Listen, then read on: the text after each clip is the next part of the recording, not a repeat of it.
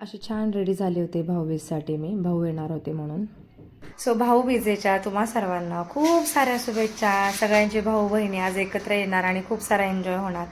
पण माझं असं आहे की मला म्हणजे इथून खूप लांब पडत आहे. पुण्यात जाणं मम्मीकडे जायला जमत नाही आहे. मुलाला घेऊन एवढं पॉसिबल होत नाही. सो मग मी भाऊच येणार आहे. माझे दोन्ही भाऊ इकडे येणार आहेत. एक सख्खा भाऊ आहे आणि एक भावाचा मित्र जो फक्त भावावाणीच आहे माझ्या. सो दोघे पण येणार आहेत. मग त्यांच्यासाठी मी स्वयंपाक केला आहे. मस्त पनीरची भाजी, चपाती, वरण भात केलेला आहे आणि मग त्यांची वाट बघते. अशी काही थोडीफार रेडी झाली आहे मी. साधी सिंपल साडी वेअर केलेली आहे आणि मला जेवढं साडी सिंपल असेल साडी तेवढी छान वाटते का नेसायला, कारण हलकी फुलकी एकदम मस्त वाटते. सो भेटूया ते लोक आल्यानंतर. Stay tune.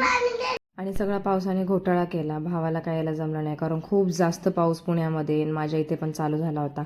मग म्हटलं जाऊ द्या, दोघांपुरतं जेवण केलं होतं, मग आम्हीच ते खाल्लं. दुसऱ्या दिवशी सकाळी सासूबाईंनी फराळाला बोलवलं होतं. मग आम्ही निघालो होतो. मग हे म्हटले स्वयंपाक राहू दे, आपण फराळ करून येऊ, नंतर कर आरामशीर, कारण मग यांना पण थोडं उशिरा जायचं होतं. आणि इथं गारठा खूप उठत आहे. मग तनुषला टोपी वगैरे घातलीच होती मी. आणि इतकं छान वातावरण वाटत होतं, हिरवंगार वातावरण, अशी झाडं हिरवं हिरवं दिसत होती. वाराच असं गार सुटला होता कारण आदल्या दिवशी खूप जास्त पाऊस झाला होता. भरपूर रात्रभर पण पाऊस पडला होता. त्याच्यामुळेच भाऊ दुसऱ्या दिवशी येणार होता. इथे गेल्यानंतर मग थोडंसं असं नॉर्मल शूट घेतलं कारण मग कम्फर्टेबल नसतात फॅमिली. त्याच्यामुळे जेव्हा फॅमिली कम्फर्टेबल होईल तेव्हा घेईन शूट.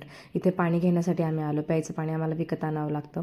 सो इथे पाणी घेण्यासाठी आलो आणि असं काही छान असं लाईटिंग लावल्या होत्या इथे.